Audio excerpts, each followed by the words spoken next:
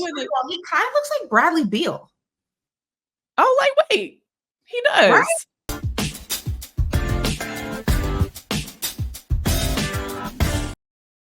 Welcome to We Need to Talk Now, presented by AT&T. I'm Alicia J, and I'm here with the one and only Ashley Nicole Moss. Hello, hello, hello. How was vacation, Alicia? You know what? It was great. It was a whirlwind. I was in 4 different cities in like 10 days, which was wild. But definitely like filled up my cup with all these people that I love that, you know, I hadn't seen in a while. Liz, who's who has produced the show in the past, had her birthday because her birthday's on Halloween. So that's amazing. Yeah, she had a Charlie and the Chocolate Factory theme party. So if you want to see any of the behind the scenes, go to my Instagram for that.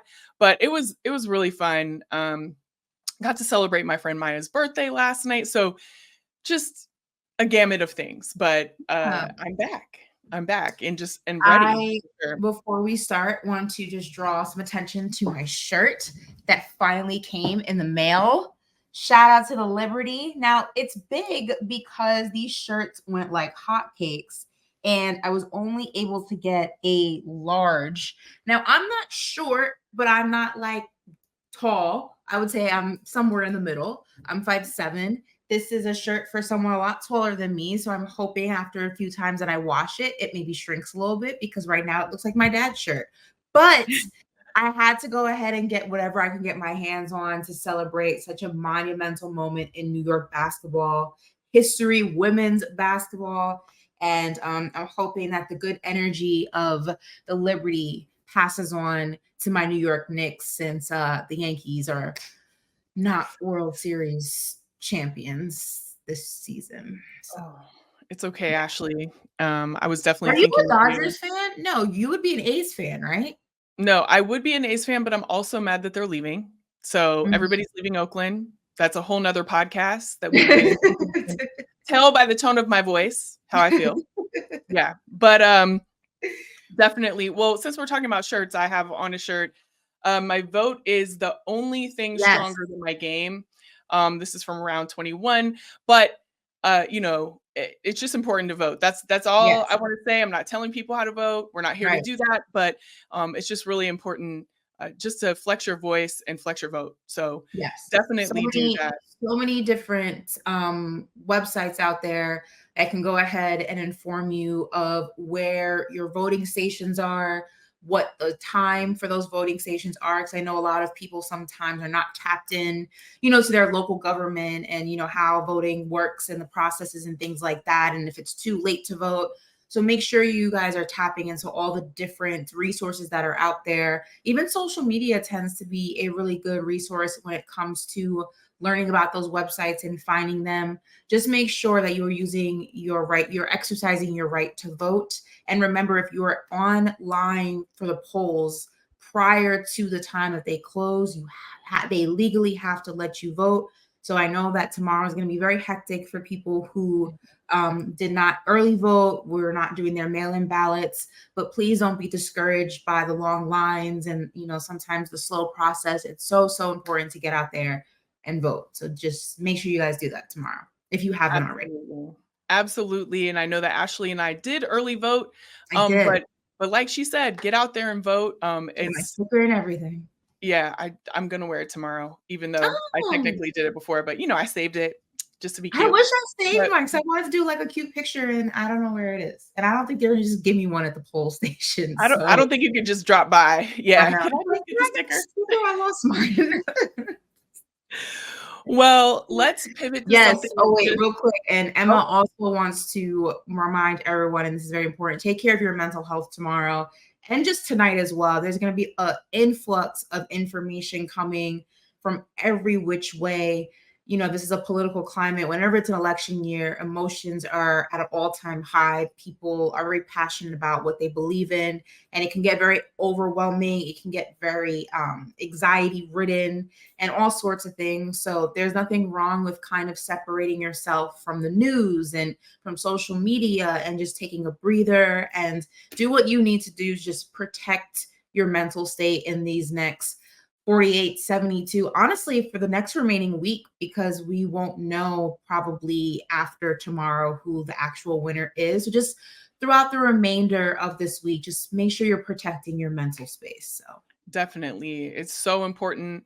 And one way that you could do that to kind of like take a break is to watch some women's college basketball. The season kicked off today, so we're going to be talking and about. Yeah, so excited about it. So many good teams, so many good players. It's going to be an exciting season. And today we're going to give our picks for the national championship and also the Final Four. We're going to talk about the top women's college basketball players to watch. And we're going to also pivot over to soccer because that's going on right now too. The NWSL quarterfinals are happening. So we're going to give you a preview of that and who we think are going to advance and win into that tournament. So we also have a WNBA coaching update. Ashley, I mean, so many things has been happening in that respect. There's been a lot of movement and there will be more movement to come. So we'll give you a little update on that. And then Kelsey Plum, man, she's going to have her jersey retirement upcoming, her college jersey retirement upcoming. She had a stellar career there and obviously in the WNBA. So we're going to give you a little bit more about that. And listen, we've already covered so much even before we even started the preview. So there's more to come in this jam-packed episode.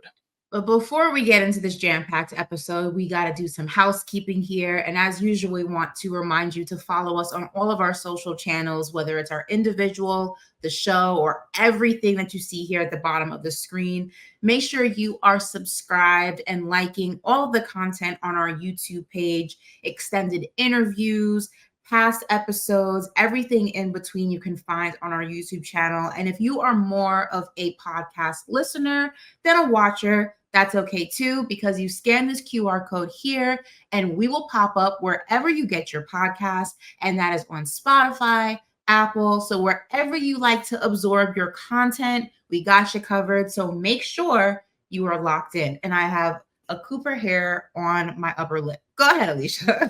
Cooper is her dog, just so everybody knows who has not listened to the podcast before. Let's just make that clear.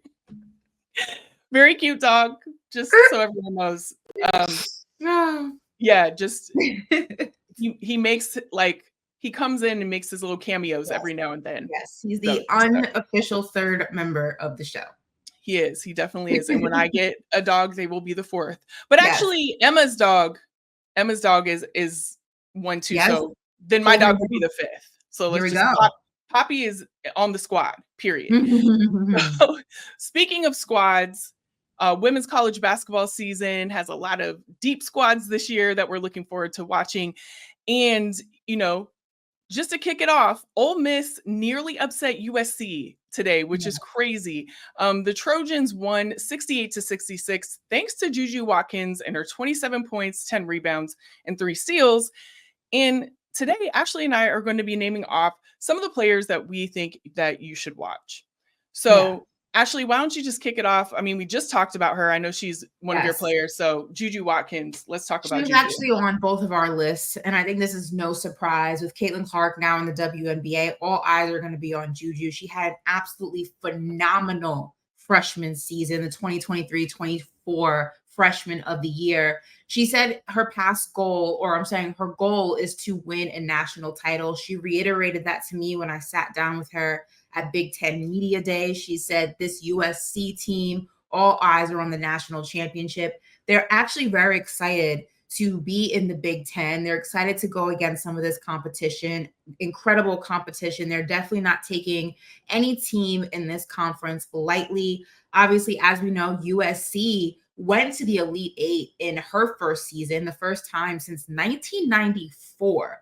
So we just want to put that into perspective, how historic that was. And for it to be Juju's first season with all of the additional eyes and attention, not only on Juju, but the program because of the superstardom that is Juju Watkins. I mean, everybody from Chris Brown to Sweetie to, you name some of the biggest hoopers that come from the LA area were front row at these USC games. And you could imagine being a freshman and being a program that has, underperformed in previous seasons, how that could sometimes be overwhelming and maybe you don't, check off all the things on your checklist that you go into the beginning of the season. But the sky's the limit for this USC team. They obviously have some new faces on the roster. I'm going to go ahead and wait for you to name, because I know she's one of your players to watch as well. But USC is going to be extremely impressive. Juju, 27 points per game as a freshman, second in the country behind Caitlin Clark. And as I said, with Caitlin now in the W, you kind of expect that Juju is going to be the face of women's collegiate basketball this season. Yeah, this season and for a lot of seasons to come, she is a straight baller, and not only is she just really good athletically, right? You can just tell the game just like runs through her veins. She just loves basketball. You saw her emotion that she had after they lost in the Elite Eight last year. It was just like almost uncontrollable because it means so much to her to achieve in this area. And you just see it in everything that she does. And one thing that I'm really, really excited about when it comes to Juju and USC is, and this kind of leads to one of my players that I think everybody should watch, is Kiki Ariafen is a huge transfer that they got this season. They actually stacked their team really well with transfers. And then also they have a really solid freshman class that are all going to come around Juju and really support everything that she does and also shine on their own. And Kiki's definitely one of those players. An All-American, 22 points, 13 rebounds on Monday against Ole Miss. So today she had a stellar game against Ole Miss. Reigning Katrina McLean Award winner for top power forward in the nation, averaged a double-double, 19.4 points and 11 rebounds last season. And obviously she's a transfer from Stanford. And she, last season was her best season that she's had for the first time, averaging double digits in scoring and rebounding. She's just a solid player. She's going to complement Juju well and just the system of USC well. So I'm just really looking forward to watching her play. And I think she's definitely one to watch. Yeah. And I mean, I saw both of them at Big Ten Media Day. And when I sat down with Kiki, I asked her, being a transfer and coming into a program where, some of the girls on the team have already established chemistry with each other from last season, and how much chemistry can make or break a season, a team. We've spoken about this at the professional level, at the collegiate level. Sometimes chemistry is the hardest thing to manufacture. You can figure out how to cover somebody if they're not the best defensive player or the three-point shooter, but you can't fake chemistry. And she said that this team spent their entire offseason just hanging out, building that chemistry. So when important. I watched Kiki and Juju at Big Ten Media Day, they were walking around together all day, laughing, taking pictures, doing TikToks. When I tell you that it looked like these two girls have played together their entire careers, it's going to be so much fun to watch them, because I feel like not only are their skill set as individuals, this team as a whole, but the fact that there's just so much camaraderie and chemistry for a team that you think would have struggled with that a little bit. So shout out to them. And speaking of chemistry, that kind of leads me to my second player to watch, and that's Hannah Stuelke. Obviously, we know Iowa lost Caitlin Clark, and we know it's a huge player, a huge name in general to lose from your program. And sometimes that can make or break a school. It's hard to fill that void. We're not just talking about a quote, a 10th stringer or, something like that. We're talking about who was the face of, or one of the faces of, collegiate basketball, now killing it in the W. How do you fill that void? And Hannah Stuelke said, look, we know we can't replace Caitlin, but we're also excited to showcase that there was a lot of talent on this roster outside of her that sometimes can get masked by the superstardom that is Caitlin Clark. She played through a knee injury last season. She averaged 14 points, 6.6 rebounds in the 2023-24 season, shot almost 63% from the field, highly efficient. And she says she feels like she's gotten more confident, not only in the court, but also behind the mic when it comes to being a leader and giving interviews. And she had that 23-point game, obviously, against UConn in the Final Four. And one thing that she said to me, whether it was with Lucy Olson or Hannah Stuelke and, just the team as a whole, the girls are very close. And they all shared the same sentiment that Caitlin is still very much involved with her alma mater. She's always asking these girls like, hey, how's it going? Do you need any pointers? How's film? Are you in the gym? And she says having that friendship and that leadership from Caitlin Still when she has so much going on in her own world has been monumental in just kind of getting this team ready for the chapter after her. So I'm excited to see what Iowa looks like post Caitlin Clark. Definitely excited to see it too. And they obviously have their new coach, and there's just a lot of new pieces, but there are a lot of great players, like you said, that played around Caitlin that we're really excited to see this season. I'm excited about a player that is on a team that isn't necessarily getting a lot of pub for this season, but she is, because Audi Crooks is phenomenal. When you talk about a player that is a dog, like that is what she is. Like she gets in there, not only in the post, but she can also shoot. Her footwork is amazing. She's just a phenomenal, dominant player that is coming back as a sophomore this season, obviously, at Iowa State. And she literally, I don't want to say carried the team, because obviously there are other players on the team, but she had a fantastic season for then set a single season points record at LSU for a freshman, at the LSU game as a freshman, as well as made she scored at least 20 points in 17 games, had 10 plus rebounds in 8 games, finished with 8 double doubles, matched Brittany Griner's Big 12 best point total in a tournament. She went 18 of 20, joined Bill Walton of 1973 as the only player to score at least 40 points and shoot 90% or better in an NCAA tournament game. So, I mean, just dominant. She's coming back dominant this season. Can't wait to see what she does. They also have built a lot of great players around her on that team this upcoming season as well. So even though the team isn't getting a lot of pub right now, I think that they could. You know what I'm saying? I think that they definitely could. There's a lot of teams like that are kind of on the cusp that I think could make a big impact. And with her on the team, it's certainly something that I know we will see this season. Yeah. So really excited to watch her. Well, listen, as much fun as it is to talk about players, speaking of teams, it's also fun to way too early predict a national champion. Now, it's a very long season, so this is a very, very early prediction. But we're going to break down some of the teams that we think can make the Final Four. So just to give some notes, right now, South Carolina, no surprise here, they're the betting favorites. They're plus 180 on FanDuel, plus 150 on BetMGM. Now, 4 starters from the national team are returning. So that goes back to the conversation of continuity, chemistry, all those things that are the most hard, I feel like, in professional sports to recreate. Then you have USC. We already gave them their flowers in that last segment. UConn, which is interesting as well. They're tied at second. Now, UConn, obviously, we know, extremely talented team, well-coached team, have constantly been plagued by injuries at the wrong time. They right now are tied, like I said, for second, plus 450 on FanDuel, 375 on BetMGM. Texas is fourth right now on those odds, plus 650 on FanDuel. And Notre Dame is fifth at plus 700 odds. So we have some new players in the mix, I feel like. Alicia, who is your way too early prediction? Anybody that I just named on this list, or are you going completely off the grid? So we're going Final Four first, right? Is that what we're predicting?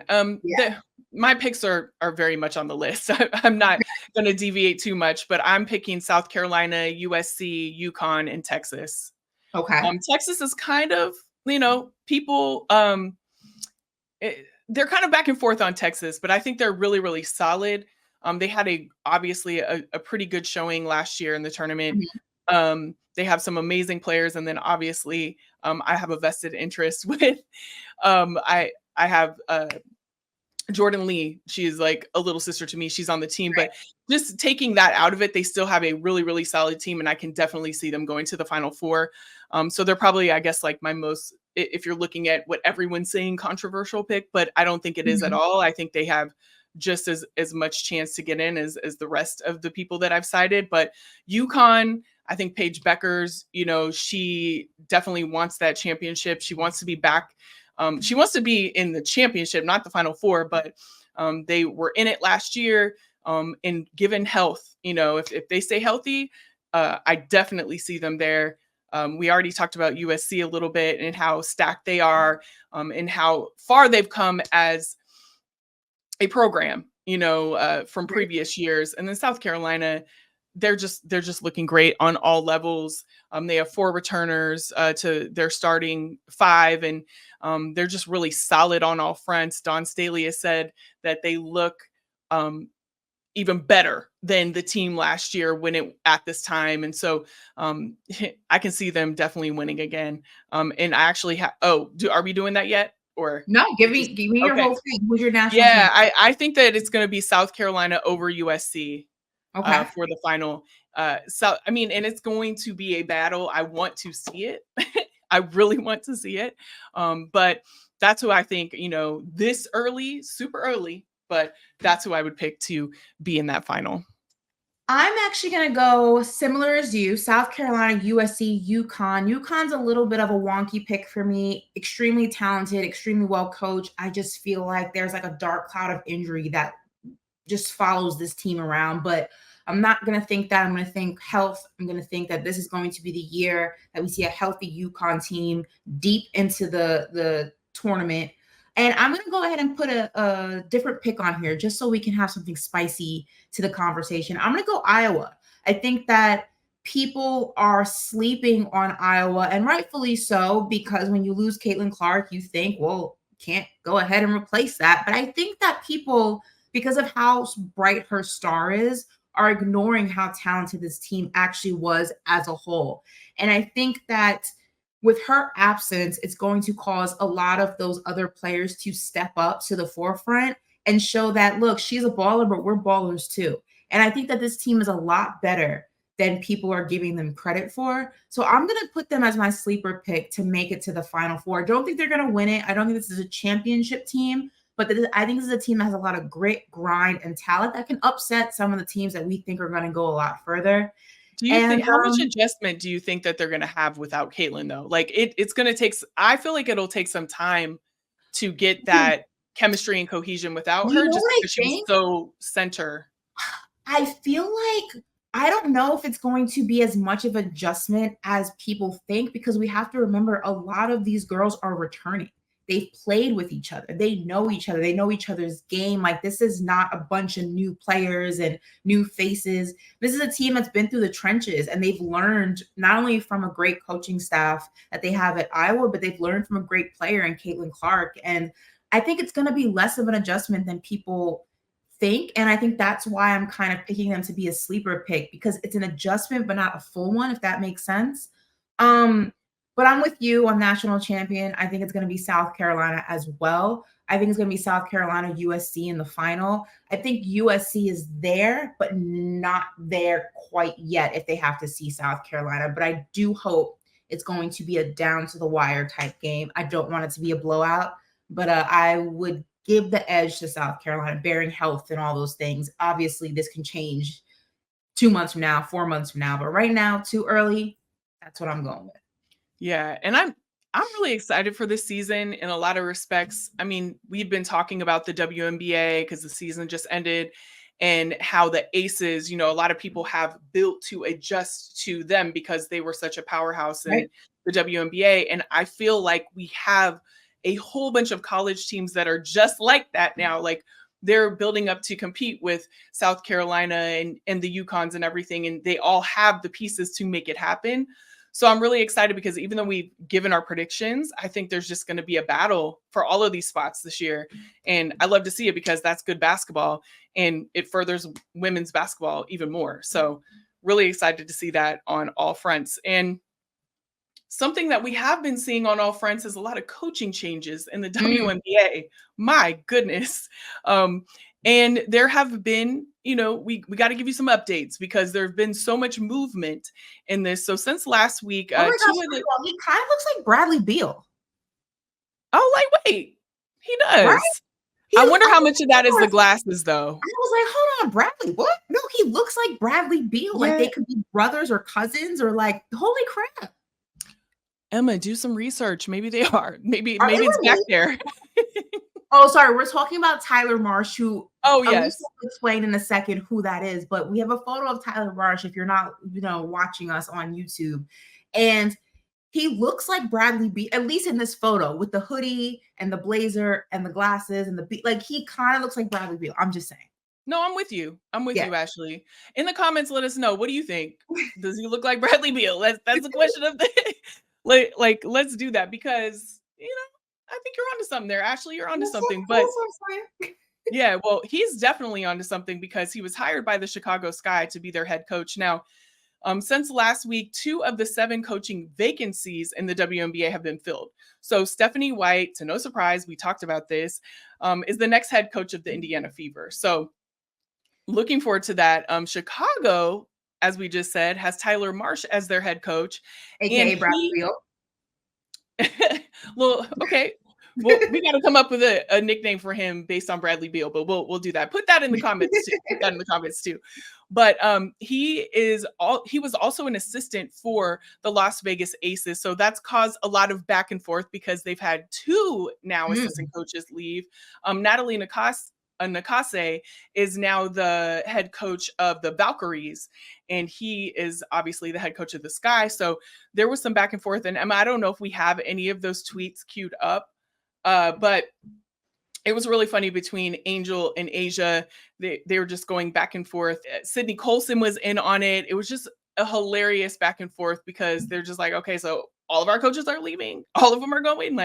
And I get that. But Ashley, when you look at this, Marsh has been widely respected for the development of elite players, obviously was a huge part of the system and the success of the Las Vegas Aces.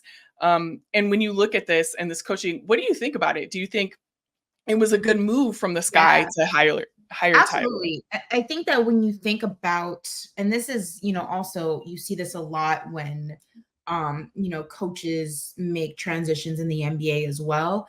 I think that one of the things you look for, especially when you have a young team, is not only a coach who knows the X's and the O's, because you build a staff to help you, fill in the things that you may not be good at. Not everyone's a good offensive coach. Sometimes there's defensive coaches. So your coaching staff is heavy on the offensive side to make up what you lack as a head coach, right?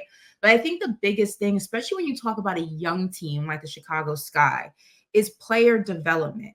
How can you take young players and develop them as individual players, and then as a team, take them from a young, inexperienced team to a more experienced team throughout the course of a season?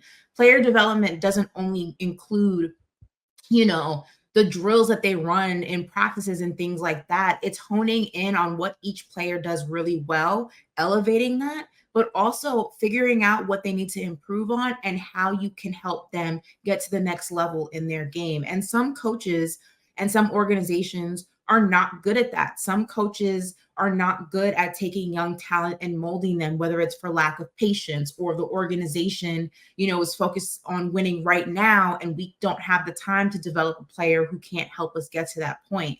I think when you talk about the Sky, there's so much talent, but they also are in a middle of the road situation in terms of no one's expecting them to win a championship next season. I don't think that they're there yet as a team. You're looking at this team as how can we get more competitive than we were last season? And how can we build each season to get to a championship team? When you look at teams like the Liberty and the Aces and the Mercury and the Sun, those are teams that we're not in the developmental stage. We're in the we got to win and we got to win now. There's players on those rosters that are older than the age of 25 and they get older every season. Like these are teams that are at the point where we got to win, we win now. When you talk about the Fever, when you talk about the Sky, when you talk about some of the younger teams in the W, that's where the developmental side of a coach is such a big deal. So I think he was the perfect fit for that reason alone. I totally agree with you. And, he was an assistant in the NBA with the Indiana Pacers and also was a player development coach for the Toronto Raptors. More to your point of the importance of this time. And, they have a bunch of moving parts next season. There's a lot of free agents on the team. And then obviously you have this amazing young talent that you're cultivating that have already made their mark in a lot of ways, like Angel Reese, for example, in the WNBA. But you have to put that all together and take, a team, make them good, and then make them great, which is even the hardest part. Like I'm not saying it's easy, but it's, there's a step between, building and good, but that Mhm. step between good and great Mhm. is really hard to get to. And I feel like Tyler is definitely a person that can do that. And you can see that reflected in how the players reacted to him being hired as the head coach of that team. Angel was pumped, as she should be, but they know that he has that and can bring that to that organization. And that's exactly why they hired him. So I'm really excited to see what Tyler does. And then when it comes to Stephanie White, she had her press conference and she said, this week, obviously the Indiana Fever, becoming the head coach of the Indiana Fever. And she said, you've got incredibly talented players right here in Caitlin, Aaliyah, and Lexi. So I'm glad I'm going to get to work with you ladies instead of having to think about how to stop you. The future is so bright, and our ultimate goal is to hang a banner. And she also said that Aaliyah Boston, Caitlin Clark are going to go down in history as the greatest. She definitely has everything that it takes on that team to win, and really excited to see what she does as the head coach of the Indiana Fever. So definitely a team to watch, and we'll watch her moves as well as head coach. Absolutely.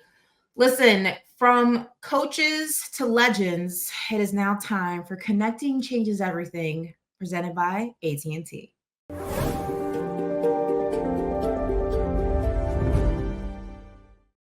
In more Aces news, no, they have not lost yet another coach. This is more positive.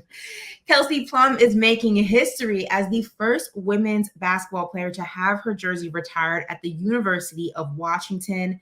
The team announced the decision last Friday, with Plum saying, quote, "It means the world to me to receive this honor. The ceremony will take place in January, my birth month." Plum, who was the previous owner of the NCAA Division I all-time scoring record and single season scoring record before both were broken by Caitlin Clark this past season, wore number 10 throughout her college career, and helped the team to its first NCAA tournament appearance in almost a decade. As a sophomore, she helped the team to its first and only Final Four in 2016. Now, throughout her college career, Plum was named the Pac-12, rest in peace to the Pac-12, Pac-12 Player of the Year, the two-time AP All-American, the four-time All-Pac-12 and Naismith Player of the Year, the number one overall pick in 2017, and as we know now, she is a two-time World WNBA champion. So, I mean, a trailblazer on so many levels, a trailblazer when you talk about the Pac-12, once again, RIP. And for the University of Washington as a whole, who I think she put on the map, because at least for the younger generation of basketball fans, because I know when I was growing up watching college basketball, it's not like I could date more than 10, 15 years back. When I think of the University of Washington, at least when it comes to women's basketball, the first player that always comes to mind for me is Kelsey Plum. I don't think of anybody else. Absolutely. And, I grew up in the Pacific Northwest. I grew up in Beaverton, Oregon, and just being in that region, that was all you heard was Kelsey Plum, and I'm saying, like, later on, I talk Right. with my mom about basketball, and I talk with, my old teammates and everything. And when we talk about any kind of college in the Pacific Northwest, Kelsey Plum is obviously one of the names that comes up 9 times out of 10, right? So Right. really, she deserves it. Excited to see it happen. I, I sometimes when I hear about these kind of things, I'm kind of like, how has it not happened already? Right. But there must be some kind of stipulation or time that has to pass or whatever before they do this kind of thing. But certainly it should be retired for Kelsey Plum. Yeah, absolutely. I mean, an amazing collegiate career, an amazing professional career, and it's so far from being over. And we can't wait to kind of dive into this a little bit more when it comes January and the ceremony actually happens. Right now, I'm sure she's very much enjoying her off season. And this won't be the last time we're discussing Kelsey Plum and her retirement. So we'll circle back to this later or earlier next year. Yeah, and she also is a free agent, so we're definitely going to be watching what happens with her in the W as well. So Sure. a lot more Kelsey Plum things to come. But right now, in What's Up Now, we are going to talk about the NWSL postseason. It's beginning, and there's some great matchups, Ashley, and we're going to talk about them. So the matchup number one is Orlando versus Chicago. So that's number one Orlando versus number eight Chicago. The Pride finished the regular season with a 3-2 win over Seattle. The Red Stars lost the final regular season game, I should say.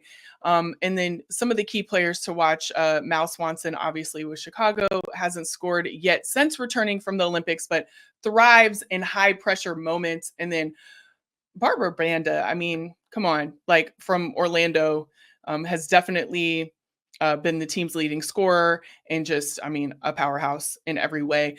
So when you look at that matchup, who do you think's coming out of that one, Ashley? I mean, I feel like this is such a drastic matchup between the number 1 and the number 8 seed that I don't view an upset. I'm gonna go with the Pride. This is no shade to Chi-Town, but I'm going Orlando on this one. Yeah, same for sure.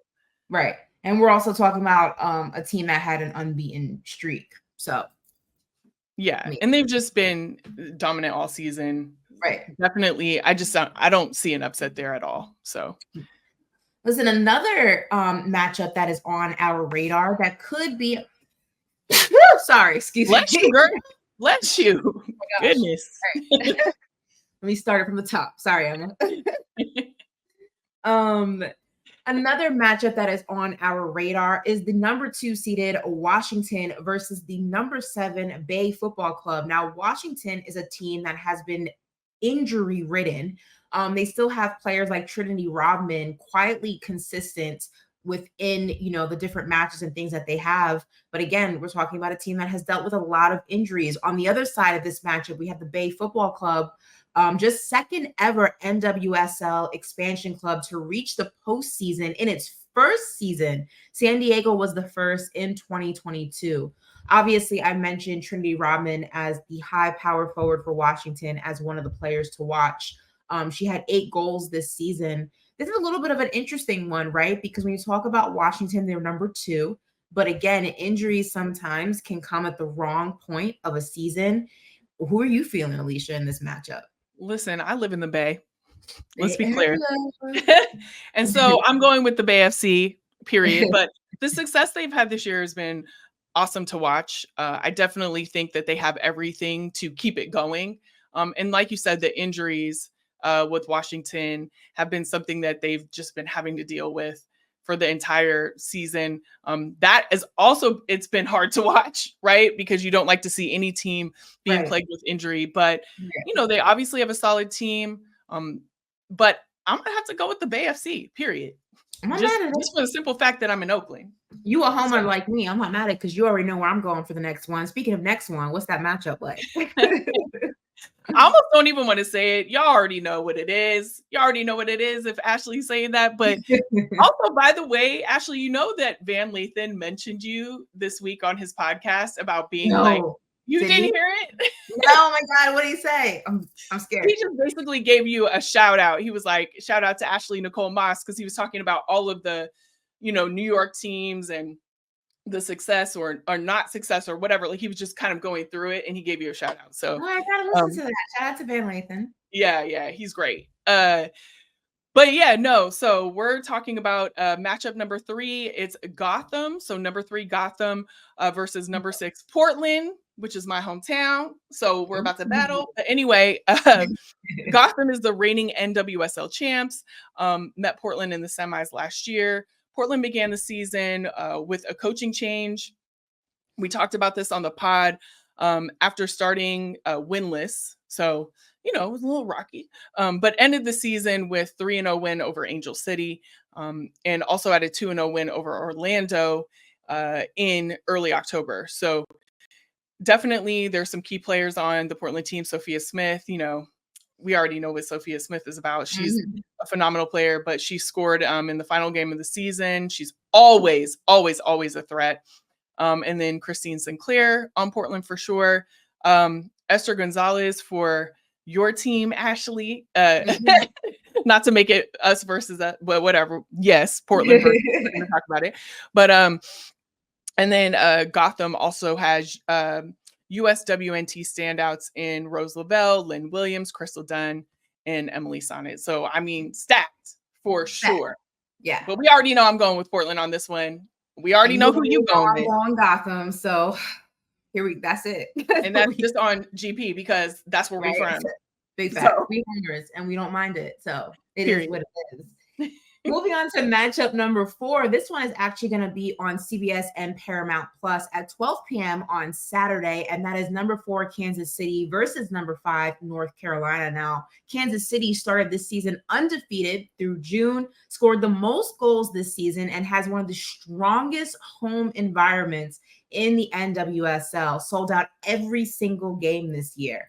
When you talk about North Carolina, they enter the postseason coming off a back-to-back loss situation to Bay Football Club and Washington, plus a draw against Angle City. Now, when you talk about key players, one of the key players in this matchup includes Kaylee Kurtz for North Carolina. She's the team's best defender. I don't know about you, Alicia, but I actually love when you get like a 4 and 5 matchup, because I feel like these teams are the most evenly matched when you get to this type of a matchup, and it can go one way or another.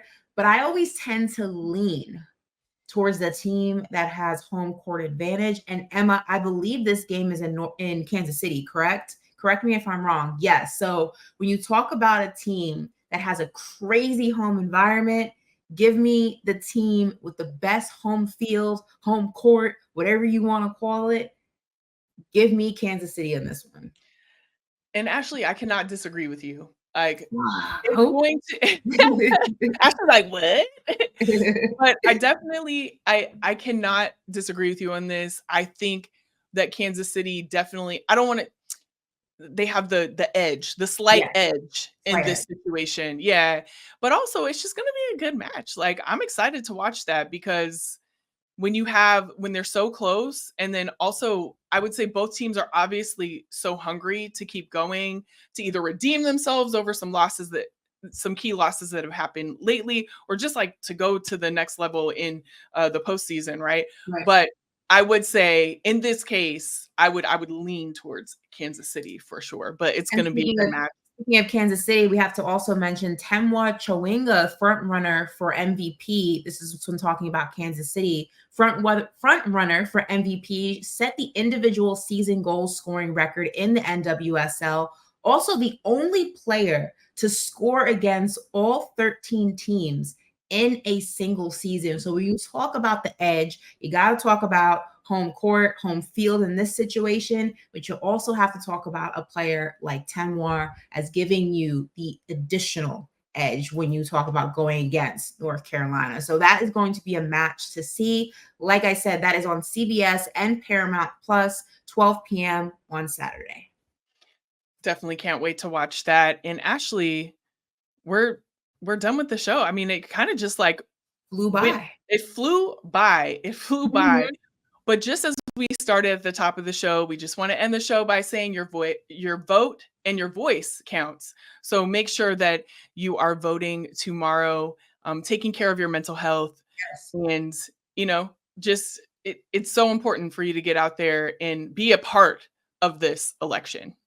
And when you talk about taking care of your mental health, if you need a break between all the election and political craziness that will transpire over the next 48, 72, whatever's after 72, don't make me count that. We got you covered. And you can keep it locked with us on all of our social channels. If you missed the show in its entirety, you can catch us on YouTube. Make sure you are subscribed. You are liking all of our amazing content, because we are just getting started with the things we are going to be rolling out. We're going through the whole year into next year, all that good stuff. And when the show ends, the QR code at the end will help us help you find us. Yes, I think I said that correct. All of that. Wherever you get your podcast, if you're more of a podcast listener, we're on Apple, we're on Spotify. So again, if you need a break, we got you covered. And we'll be back next week. And I'm sure we will have a lot to talk about. Until then, Bye, y'all. Go vote. Vote.